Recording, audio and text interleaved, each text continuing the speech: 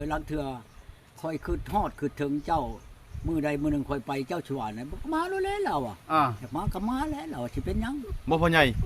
มีอยู่บ่คิดฮอดเพิ่นจนน้ำตาตกมีบ่ คิดฮอดปลาบุญนี่มีบ่มีนั่นแหละยามกลางคืนเป็นบางครั้งบางคราวแล้ว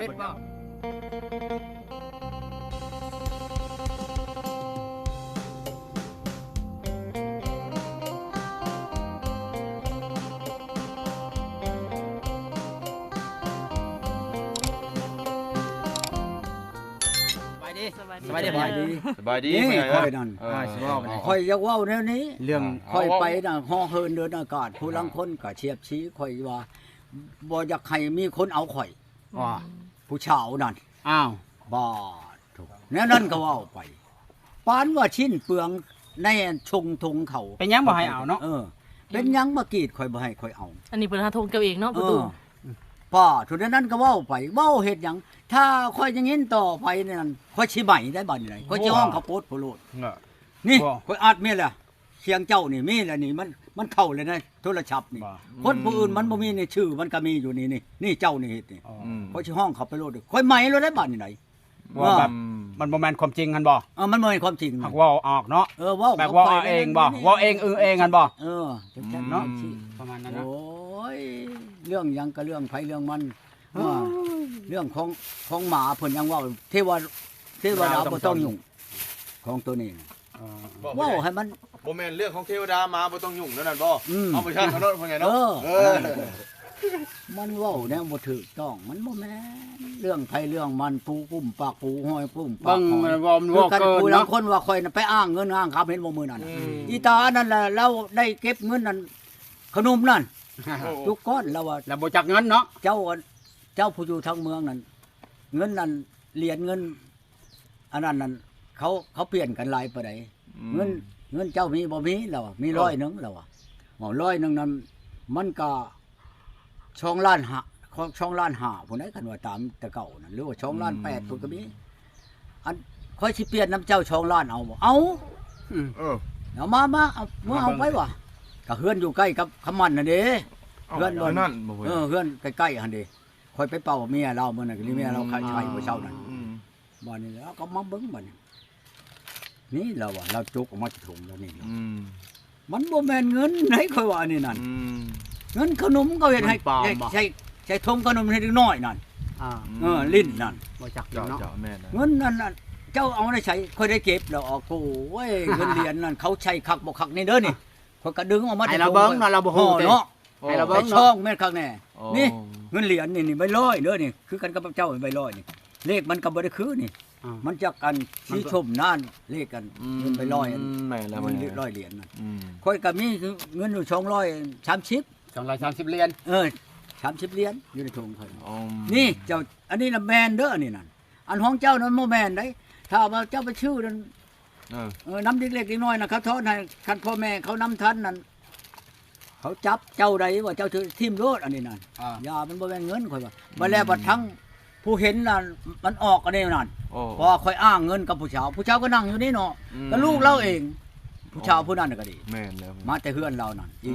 นุ่งชงแดงๆนี่ข่อยกระถ่ายรูปเอานี่อันนี้ข่อยเพราะว่าข่อยอ้างเงินแทนผู้ชาวโยว่าผู้ชาวก็หลายคนอยู่นะหั่นมันบ่แม่นเด้อนี่เราก็เอามือหลายคนเห็นนะพ่อใหญ่เนาะหลายคนเห็นบ่แม่นว่าค่อยจะไปอ้างเงินแค่ผู้ชาวเท่านั้นเท่านี้ค่อยมีเงินมีคำโอ้ยค่อยบ่เคยเนาะพ่อใหญ่ถามอีกแล้วบัดนี้นะ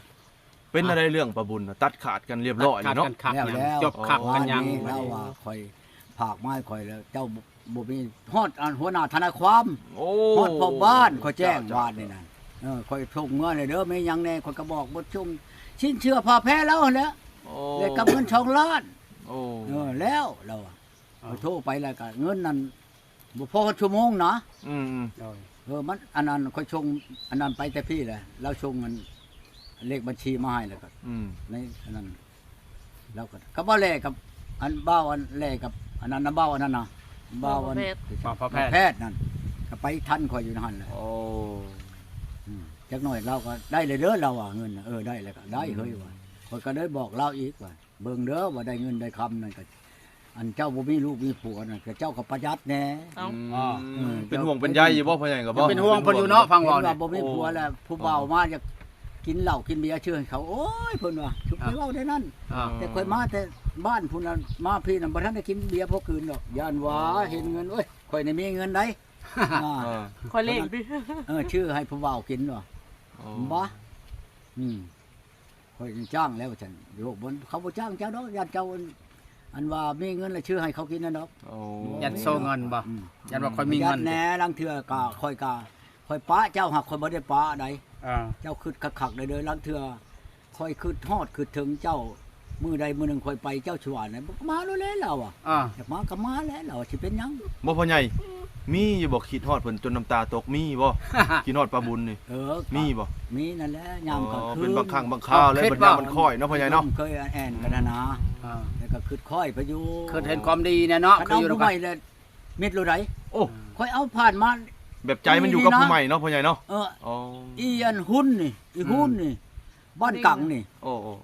ค่อยจนอัน เต็มอ่ะ ให้บ่ได้ว่าอันนั้นให้อะไรได้ขึ้นฮอดนั่นขึ้นฮอดลูกนั่นกับปานนี้มันพอดีแพงนะอันลูกมันน่ะ อืม ให้แล้วกลางคืนมาลังเทื่อกับกลางเว้นนี่ก็ให้โอ้คืนฮอดดีแท้ก็จริงก็บ่แม่นลูกเฮาลูกผัวมันมาจากพุ่น แต่ว่าเฮาคิดฮอดเนาะพ่อใหญ่เนาะมันมีความผูกพันเนาะ แพงอะพอดีเอามาชี้5เดือนแล้วมันอยู่น้ำเฮา อืม แต่มันออกแต่ท่อมันก็เดือนเดียวหนึงแล้วมันอยู่น้ำเฮา5 เดือน โอ้ กำหนดได้นี่เมีย5คนนี่กำหนดได้เบิดทุกคนโลดนี่ อืม 5 เดือน6 เดือนยังเฮิง6 5 6 5เมื่อโลด อืม ใน4คนหลักเมื่อเบิด อืม บุญโฮมนี่ก็ชำลักเมื่อแล้วไปอยู่บ้านน้อยแล้วครับว่ามื้ออื่นเช้าข่อยสิเมื่อดอกเมื่อหาเจ้านั่นข่อยไปคุมมาตอนแรงก็บ่มาแล้วก็ผู้นี้รถวีโก้เข้ามาแล้วก็เมื่อนรถเขาเมื่อรถ เดี๋ยวข่อยก็ย่าบ่แม่นข่อยบ่ให้เราได้อันชงอันชินเชื่อผ้าแพรนั่นข่อยบ่อยากให้เราเมื่อแล้วข่อยยืดไว้ อืม คือเบิ่งเด้อครับแต่คำมากนี่นะ เนาะพ่อใหญ่ ข่อยก็ยังเอามา พ่อใหญ่บางคนเข้าใจผิดก็ว่าบ่ให้เราคือบ่ให้เราเครื่องของแล้ว เอ เนาะ อ สมมุติ บ่ เนาะ แม่นว่าบ่ให้เห็นบ่ข่อยพากเมื่อวานนี่สิยัง แสดงว่า ถ้า พ่อให ว่า ญ่ ขาด นี่ ปาดเพียงแล้วข่อยบ่มีอัน เนาะ ใด เนาะพ่อใหญ่ อืม แสดงนี่พ่อใหญ่ครับบ่อยากให้ป้าบุญโฮมนี่เมื่อ เออ บ่ให้ ผมบ่ได้อยากป้า บ่ ลาว บ่ให้ป้า อืม และยึดของเพิ่นไว้ ยึดของไว้นี่นะ ยึดไว้เพิ่นก็ไปคือ เราก็ยังบ่อยู่ โอ้ เมื่อจังหวะจักเฮ็ดได้แหละ อืม อืม บ่พ่อใหญ่คือว่ายังเหลือพี่ชังอันหนึงบ่ เอา ทันได้ส่ง ลืม ลืมฮะ อัชมนู ห่านยังเหลือแต่ตัวเดียวนี่บ่ ตัว บัด นี้ นี้ ฮอดตัวนี้ฮอดจักก่อน อ๋อ อยากโทรหาเราอยู่โทรเจ้านี่เราบ่ฮับคือที่แม่นลงใช้บาท แม่นเลยมื้อชิ้นที่พ่อใหญ่มื้อนี้เนาะ วันชิ้นใหญ่แล้วบัดนี้มือหลับตัวแล้ว เฉพาะรถจอดเต็มอยู่ว่างั้นนะ นั่น ตัว ใช่ คนมาโปเนี่ย บอกเพิ่นลำ อยู่บ้านน้อยน่ะบ่ แม่ๆ ไปแล้วไปกองกันน่ะ อืม เขามาแล้วบัดนี้มาสูดมาลอกมาล้ำเขาแล้วบัดนี้ชอดยอดอยู่ในเฮือนนั่นแหละ โอ้ ผ่อนแล้วเนาะ พอนแล้วบัดนี้นี่ผู้เจ็บผู้โชคก็สูดแล้วบัดนี้ โอ้ใหญ่ ต้อง ๆ ทำมันหมู่ทำที่สังทับมาจอกมาหยังเขาเอาน่ะ อืม จักบอกอะไรก็ได้เขาลองคนกับไปปัวหันเขาบ่เช่ากับมานี้ อืม คือกันแล้วถือกับมานี้เขาบ่เช่ากับไปหัน โอ้ มันมีหมอ วันนี้เว้าเรื่องนะความเชื่อเนาะพ่อใหญ่เนาะเว้าเรื่องปิ่นปัว เอา เนาะ ตัวนี้มันแล้วแต่นั่นมันถึกช่องถึกป้องกันแล้วก็เช่าเรื่องการปัวนี่คือคอยไปปัวอันเมื่อคืนนี่แนวเดียวกันกับอันลานขมันอันเดียวก็โลดเป็นวัดชิ้นแล้วขึ้นเมื่อโลดที่ไรอีนาง โอ้ แนวเดียวก็โลดกับมันยิงหักอีนี่งามกว่าอีนั้นคือนี่เว้าจังซี่ได้คอยคาถาว่าอย่างงี้นั่นคอยลงชิปลงอันนี้ก็บ่ให้ถือห้ำถืออันนั้นคอยเด้อบ่แม่นว่าเว้า ไว้ถือช้าจ้ะพ่อใหญ่เนาะ บ่แม่นเว้าเก้าทานขวัญหมู่เจ้าได้เด้อนี่เด้อเว้าตามเรื่องหมู่เจ้าเว้าคืนนี้แหละ เออ อันและแม่เราเองน่ะมาถามอันบ่ตู้จานว่าได้จากเมียอะไรเจ้านั่นอ้าวหลายเลยเด้คันว่าเราเมียหลายแล้ว เขา แม่ บ่อยู่ แม่ นำ ผู้ใดพ่อใหญ่แม่ผู้ใดน่ะ แม่ผู้ชาวคืนนี่แล้วบ่ค่อยไปปัวนั่น โอ้ บ้านนี่แหละเขาบ่อยู่นํมันเป็นเจ้าตีเจ้าห้ายเจ้าด่าเขาบอกว่าชนะบ่ได้ให้หลักเมื่อโลดเอาเลยมันเป็นอย่างว่าหลักเมื่อความบ่ผิดความบ่เจ้าเป็นหยังบ่นำไปอัน อืม เอาคืนมาบ่เรียกว่าไปหาพ่อหาแม่เขา ไปเขาก็ชงคาดองข่อย เขาบ่เว้าหยังเขาชงโลดคันข่อยตีข่อยฆ่าจังซั่นสิเป็นหยังบ่ไหมข่อยว่า อืม ไหมโลดเด้ออันเรื่องอันนี้เคยบ่ดับบ่ดีฆ่าตีบีโบย โอ้ พัดบ่ได้ไหมบ่ชงคาดองข่อยครับ ผ่าน มันเป็นย้อนหยัง นี่นากรณีมันนั่น แม่นเลย คือผู้นั้นไปคนนำไปกับชงผู้นี้ไปนำผู้นึงมาบ้านนั้นนี่นะบ้านจากบ้านหยังก็ชาวบุญมีชื่อมันน่ะก็ไม่ห่างลูกนึงออกเพื่อนก็สิชำมันนี่แหละห้านรถไทยคนนี้แหละผู้นี้เพียงแอวนะ โอ้ อันบนชูงมันน่ะก็ยืดขึ้นวันนี้น่ะก็นั่งได้มื้อนั้นล่ะหมอนินพาไปหมอนินคนบ้านอันนั้นพาไปแล้วก็ไหวชานาวาดกันอยู่ในเฮือนได้ไดขนองอันจักลอยไปได้มื้อนั้นน่ะอันหมูช่องโตแม่ตัวหนึงอันกินดองนั่นกินดองพูดแล้วมากินน้ำข่อยพี่อีนั่นไดมาฮอดแล้วมันเว้าจังซี่มันเบิ่งไปเบิ่งเพื่อนต่ำมันก็ไปเบิ่งไผเบิ่งบ้านเลาะไปโอ้ยมันว่าข่อยบ่หารอยู่ เป็น ข่อยบ่หารอยู่ ข่อยญาติบ้านปัจจุบันบ้านหนึ่งบ้านนี้อยู่พี่ข่อยบ่หารอยู่ว่าซั่นน่ะเฮ็ดจังได๋วะทั้งอ้ายทั้งนี้เมื่อพุ่นจะก่อนข่อยสิเมื่อช่วงมันอีกรถนั่นก็เขาจ้างมารถนั้นพุ่นใดจ้างมาหาข่อยจักหลายมัน3ล้าน โอ้ มานอนในคืนนึงพักกันเมื่อวันพุ่นแล้วมันว่าบ่แม่นข่อยอันบ่เอาเจ้าเขาเจ้าบ้าอยู่พี่แล้วข่อยเอาขนองข่อยก็สิรุดให้อีกมาอยู่นำข่อยโอ้ย เปลี่ยนใหม่เด้ ข่อยก็อยู่บ่ได้แล้วขายมันว่าหรือว่ามีลูกมีเต้าเจ้าก็ให้เขาอยู่ซะมาอยู่นำข่อยนี่แหละข่อยบ่หานอยู่อ้าวบ่หานอยู่ได้เช่นไหนข่อยสิชงข่อยขอชงอันเงินขนองนี่แหละคืนให้เจ้ารุดอ้ายมันก็เว้าแล้วมันเห็นไหนอันมันบ่อยู่แล้วเจ้าสิเห็นไหนน้องเคยจักมาแล้วบ่อยู่แล้วก็ชงก็ชงแล้วว่าฉันนะแล้วเขาก็ดับเงินชงกับข่อยกับโมนินนี่อยู่ในหันโมนินนั่นคนบ้านน่ะแล้วก็ออกจากนั้นแล้วไปใส่อันผู้เมียมานำข่อยนี่แล้วอันเมียลูกนึงนี่น่ะไปแล้วก็ไปถามแล้วคงมันเรื่องเด้อโมนิน ไปติดไปต่อเนาะ ถามนำบ่าวมันรู้แหละอันนี้บ่เคยผู้ชาวในบ้านนี่ตู้ก้อนอยากได้บ่มีแล้วสิหลานเฮานี่แหละผู้นั้นก็ดี โอ้มีแตหลานเนาะ อยู่ได้ใช้ มีแต่หลาน มันนอนอยู่ให้พุ่นว่า โอ้ แมลงมาคนก็ชื่อไก่อันผู้ตัวหนึ่งแสนหาชื่อก็มาต้มกินในเฮือนเท่านั้นแหละต้มกินยาเลยไปเขาเอาไปเบิ่งกลางคืนไหนขี่รถจักรต่อยพุ่นแล้วไปนามันพุ่นแล้ว อยู่นา เอานอนให้ ผู้ บ่ ชาย เป็น นะ นาเขาบ่มีนาดอกแถวนั้นน่ะให้ไปฮ้อนแล้วก็ลูกเขาอ่ะบัดเอากันกับข่อยแล้วมันจังเว้าสู่พังข่อยจนชั้นบับมันว่ามื้อนั้นมื้อมื้อเจ้าขี่รถจักรไปชั้นนี่ไงข่อยว่าย่านว่าคนไปปุ้นไปหยังนามันว่าโอ้ยไปปุ้นมันขี่รถจักรปานนั้นเอาสิยกว่าบ่ได้แล้วมันว่าขี่รถจักรแล้วแฮงบ่จักแล้วขี่จักรถไผรถยามันว่านะไปถามลูกว่าเขาก็มันก็ลูกมาแล้วนอนกับแม่มันดอกใช้พ่อมึงเด้ว่ะพ่อนั่นไปกินดองบ่มื้อนั้น ตอนนั้น2คนกับแม่ นอนกับคนกับแม่2คนไก่ได้บ่จักว่ากว่าเมื่อบ้านนี่ผู้ทีนผู้นะมาแล้วมึงเช่าบ่นี่มันก็เลี้ยวบ่ค่อยบ่มันว่าบ่มันว่าจังนั้นเขาก็เว้าความมัน ภาษาเขา นั่น เนาะ ภาษาเขาเลยบ่ล่ะว่าไปถามมาอีกบ่ถามความลาวบ่นี่เอาบ่เอามันว่าเอาแล้วจังซี่แล้วเขาก็เว้าความมันภาษาเขาแล้วบ่ เจ้าก็เบิ่งแล้วบ่ฮู้เนาะ พังชื่อๆแล้วเนาะบ้านนี่ล่ะมันว่าบ่อื่นแหละให้ลูกเราน่ะออกไปเอามันเอารถจักรออกไปชอนเอามันนะลูกมันเช่าบ้านก็สิประมาณวัง 7-8 โมงนี่แหละหมอนั่นก็เอารถออกไปแล้วก็ช้อนมามันก็อุ้มลูกของมันมีลูกนึง ลูกคนนึงบ่ ลูกคนนึงได้หาก็ได้เดือนนึงได้อยู่พวกหมอตะโอยพุ่นเมืองตะโอยพุ่นมันบอกมาแล้วบ้านนี่แหละมันแรงมากับคอโอ้ บ่ได้ว่านั่นไหนคอแล้วก็ขาแบ้ตัวนึงมื้อนั้นน่ะขอก็ได้กระดองนั่นก็ ค่าดอง 10 ล้าน ทอกเลย ถอกหมดเลยเร็วๆ10 ล้านกับคำบัตรนึง 10ล้านคันแบบนึงแล้วก็แบะบ่ แม่นั่น ตัวนึง แบะตัวนึง แม่ตัวนึงบัดกินลิงัวตัวนึงได้บ่นี่ ว้านั่นแห่งหลาย คำบาทนึงบ่คำฮะ ฮะ คำบาทนึงจ้ะ คำบัตรนึง แม่ตัวนึง กิน บัดงัวตัวนึง เฮาก็เอาน้องเฮาไปนี่น้องเฉานี่กับเพื่ออันพี่นางไปนำนี่ในบ้านนี่กับบักลีนี่กับพ่อยตูนแม่ตูนเอารถเราได้ไปรถวิโก้นั่นไปพุ่นแล้วก็งัวนั่นผูกใช้ในหัวกระไดวะนี่งัวอันเขาสิขาน่ะสิดอกน่ะงัว พวกได้เฮือนเลย ฮะ พวกได้เฮือนก็ฮะ กระไดเฮือน เอาเขาเฮ็ดไปซั่นเนาะ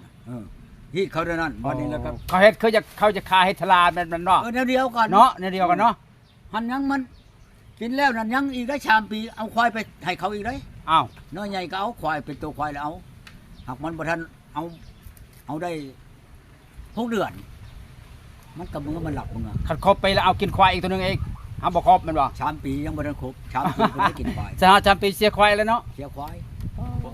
กินหลายเนาะพ่อใหญ่ ชื่อ บ่เสียควายจงใจคาระเปิกไว้ฮีดเขาเนาะระเบิดระเบิดเนาะกินให้แล้วเลยเนาะ นี่ก็นี่เคียงกันยังอยู่ในรถไทยหั่นนี่เขาเอาลงไปอันเฮ็ดกินอยู่หั่น อืม มาแล้วก็มอบให้เขาเลยได้บ่แม่นเฮาได้ขาของเขาได้ขาวัวตัวนี้ โอ้ ขากินนี่แหละ งัว มื้อเช้ามาแล้วอันกินคือมื้อนี้น่ะแล้วมื้อเช้าเขามื้อใหม่เขาก็มื้อบ้านนี้เมื่อแล้วก็ผู้ที่เดือน3มาอยู่พี่ว่าผู้ชาวฮะ เอาก็มาอยู่พี่แล้วมันหลักมือจัง หลักมือเนาะ บ้านนี้ล่ะ อยู่ได้จักเดือนหลักมือน่ะ 6 เดือนบ้านนี้ล่ะพ่อมันมาหยามบัดนี้ อืม พ่อมันกับอ้ายมันกับน้องมัน มายามอ่ะ รถชามคันพุละคัน อ๋อ มาแล้วคันว่าเพิ่นให้นะทุกกะลีรอได้ อ๋อ ทางนั้นหมอนสิหมุนก็บ่มี ตะมอนใหม่บ่ อันในเฮือนเขา แต่ว่าหมอนใหม่ หมอนยักหมุนนี่ก็บ่มี อ๋อ ไปเลิกเนาะ ว่าอำหอมไปยังเฮา มาเอารถน้ำพ่อใหญ่เนาะพ่อใหญ่เนาะ ฮะ มาเอาแหน่น้ำพ่อใหญ่นี่ เอาให้พระเฒ่าชิบหน่วยได้มานี่น่ะใช้ทงผู้ชองอันแล้วก็ เอาลงทั้งข้างรถแล้วเบื้องนี้นี่ไก่5โตให้อันให้เราจะได้เมื่ออันเฮ็ดอันเราให้เขานะ เออ ให้ดินนี่บ่พ่อใหญ่ ให้ดินนี่แล้วอันนี้หน่วยมันยังอยู่ขู่กันอยู่ โอ้ บ้านนี่แหละเอามือเงินอีก5 ล้านเอาให้พระเฒ่ามื้อนั้น ว้าตัว 5 ล้านบ่มีข้าวกินได้เอาไว้มื้อชื่อข้าวกิน เขาได้บ่ได้ให้บ่เขา บ่แล้วมันเอามือยากแต่หมอนน่ะก็ถือน่ะก็ คลุมพุงพัวเลยเนาะพ่ ป อ ลา ให แด ญ่ กแน่โอ้ยจะบ่ปีนเอา สรุปจากนอนยักษ์เนาะ ช่วงเชื่อเด็กน้อยนี่ผู้นี้เป่าพุยนึงโลด ว้าตัว ไปชื่ออันดูชิโนผู้ใด อ๋อ ผู้นี้บ่ชามล้าน แต่ชื่อชงให้อันเด็กน้อยน่ะ โอ้ตัว ภาคไว้ให้แม่เฒ่าอีกชิ้น5ผืนบัดนี้เพชรโล5ว่าพอเท่านั้นเชื่ออันกันหนาวเชื่อนี่นะชื่อให้เพิ่นก็ชี้แสนราคาก็ชื่ออยู่พุ่นเลยได้ชื่อตั้งเมื่อให้แม่เฒ่าหันอีกชื่อชะชอยเงินนั่นอีก อ๋อ ชะชอยเงินขาวๆนะ อืม ให้แม่เฒ่าเขามาแค่นั้นได้ แม่น เอาเมื่อก็จักได้จักเดือนบ่เมียกับหอบเมื่ออีกวันข่อยก็ดำฮอดบ้านพุ่น นั่นแหละ น้ำมอนเดือนแล้ววะ เขาว่าเมียเมื่อแล้วข่อยญาตินั่นฉันญาติเพียงข่อยไปนอนในเฮือนพระเฒ่าคืนหนึงมื้อนั้นก็ดี อ๋อ ดำฮอดเทียงนาพุ่นนำไปหานั่นของมีคนอยู่ใกล้ๆเพื่อนเขาแล้ว หลักมือจังได๋จะบ่ฮู้ว่าตอนเขามือเขาหลักมืออีกแหละหลักมืออีก เอาก็ฮู้นั่นแล้วข่อยมาแต่ย้ายงวนอยู่เดินนี่ เออ ค่อยขึ้นเนี่ยมันลงนี่ อืม มันก็เอาอันนั้นนะอันเข้าไปยังเข้าชะลีบ่เข้ายังอันเขาเฮ็ดขายนั่น ชลีข้าวโพด แปล ขนม ว่า ห่อกับขนมห่อกับ อันทงหนึง80,000ผู้ใดอันนั้นน่ะอันทงเข้าอันนั้นน่ะเขาชื่อไม้ เพล ลู ง ก เนาะพ่อใหญ่เนาะ หากระเบิดฉี่ทงมันกินนั่นทง ข้าว หนึง ชิ ก็ ลีเล็ เกิ ก ดสิเบิดเดือนผู้ใด เขา มัน สิ ก็ เล็ ตี ก เฮ็ดเข้าอันนั้นใช้ถ้วยนี่ อืม ข้าวชิลีเล็ก เอาน้ำเอาหยังใช้แล้วมันก็ป้อนลูกมันขึ้นไปมันก็ป้อนลูกมันก็ย่างลงมานี่ โอ้ อันนั้นแล้วเขาว่าอีตนมัน เอาอีตนนั่นเกิบก็บ่ได้ใช้นี่ ย่างมือย่าง ไปเลยโลดนี่สิว่าแนวใดใช่ย่างไปเลยก็ไปแล้วน้ำเลยก็นำเมียจนฮอดทางพุ่นมาไปฮอดทางนั่น ท่าน อันพินใต้นี่บ่ทันแล้วก็ทันเฮาก็บ่ได้ให้เมื่อแล้วเว้า ขึ้นรถไปแล้ว มันบ่แม่นขึ้นรถบัดนี้แหละบ่อนวิ่งแบ่ในพินใต้นี่ อ๋อ เขาว่าเห็นแล้วมันยิงอุ้มลูกไปนี่บ่ได้ใช้เกิดอย่างไวๆค่อยว่าคนไผพอทานเขาอ่ะ อ๋อ อันนี้เขาเองนำรถแล้วฮอดคิวพุ่นแล้ว เห็นบ่ ฮอดคิวแล้วก็ไปถามใช้รถบอกเทเดียวออกไปแล้วเขามุ่งภายในวัง15 นาทีเขา อืม อ๋อ ออกไปนี่ตัวเองก็ออกจากกันพินใต้ไปแล้วก็ฮอดพินเหนือเนี่ยก็เห็นรถอันมีไก่ลงพุ่นน่ะไก่ลงบอกเทที่แม่นรถคันนั้นแหละว่ามาแล้วมันนี่มาฮู้จักว่ารถออกเลยฮู้จักว่าเมียเมืองมานี่มานอนคืนมาเช่ามาไปบัดนี้ไปแล้วไปพ่อบอกพรนั่นนี่ โอ้พอจะตะ อันเมียเจ้าน่ะเมื่อวัดนี้แล้วอ่ะ อ๋อ เขาว่าอยู่รักษา15นี่เขาเห็นเด้บัดนี้อุ้มลูก อ๋อ มาแต่ใช้นางเขาโอ้ยมาแต่หันแต่นี่ว่าเป็นไงอันใช้แค่ผัวเจ้าผัวคอยบ่ได้นั้นแล้วคอยหลักเมื่อว่าชนะ เราตีข่อยว่าชนะว่าได้เมียนะว่าเฮาตี งาน ปอโทจังว่าครับไปหาพ่อเฒ่านี่คือกันแหละถ้าบ่เห็นลูกข่อยนี่น่ะบ่แล้วกันได้ว่าฉันบัดเห็นแล้วก็ฮอดบ่บอกไหนๆน่ะนะว่าฮอดเด้อลูกเอ้ยข่อยจุไปนำชงข่าวตามอันนี้ถ้าว่าไผเห็นเมียข่อยสิให้ฮอด10ล้านบ่รอดลงไปพุ่นกับมีหมอหนึงเห็นบ่ข่อยถ่ายรูปออกมาว่าเขาว่าในคู่นี่นะชงข่าวมาว่าเมียเจ้านึงอยู่ในเฮือนข่อยนี่โยข่อยก็ไปถ่ายเอารูปเพิ่นเขาไปย้ายชูห้องการบัดนี้ บ้านนี้แหละมาขอเป็นเพื่อนข่อยเดี๋ยวนี้น่ะนี่ข่อยสิให้เบิ่งก็ได้ อยู่ในโทรศัพท์ข่อยในหมอนั่นน่ะมันใช้อันกาวัดอันในบ้านนี่ข่อยไปให้ข่อยเบิ่งข่อยว่านายหมอหรือนายครูหรือนายหยังข่อยอันนี้เบิ่งยุ่นนี่หรือแพทย์หรือหยังเขาว่านายครูเขาว่าใช่กาวัดแบบนี้น่ะอยู่ในนี่บ้านนี้โอ้ยข่อยเป็นนั่นเพียงก็ NP เจ้านั่น FC อันยาเจ้าอันมันยาหยังแน่ว่าไดบาดนี่ได โอ้ แต่กี้นะว่าเพิ่นนั้นกูจักกับเมียข่อยอยู่ในเฮือนข่อยนี่ว่าชนะว้ายข่อยโทรใช้คักแน่บ่ได้ใช้เมียข่อยนั่นเจ้ารู้จักแล้วข่อยขอเว้านำแน่บ่มันยังเข้าห้องน้ำบัดหึงแล้วบัดนี้สิว่าเช้า30นาทีพุ่นแล้วข่อยโทรใช้อีกมันไปแล้วจะมันไปทางไหนบ่ เป็นเลยเนาะ อุ้มลูกไป เป็น แล้ว คำบอกเลย โอ้ยข่อยก็เข้าไปบนห้านเขาอัดรูปอยู่ข่อยก็อัดออก10กว่าใบข่อยเป็นใหญ่ตามอันพุ่นแล้วตามชะม่วยพุ่นเขาเบิ่งเขาว่านายครูมีบ่นายครูในนี่รูปเราเนี่ยบ่เขามันตัวมันว่าอยู่อันชะละวันนี่แหละรูปมันก็อยู่ในโทรศัพท์ข่อยข่อยก็สินั่นเพียงข่อยจะหมอนี่เรียร้อยขนาดข่อยว่า ตัวหน้าตัวหลังมันไปเนาะ มันเหลือโพด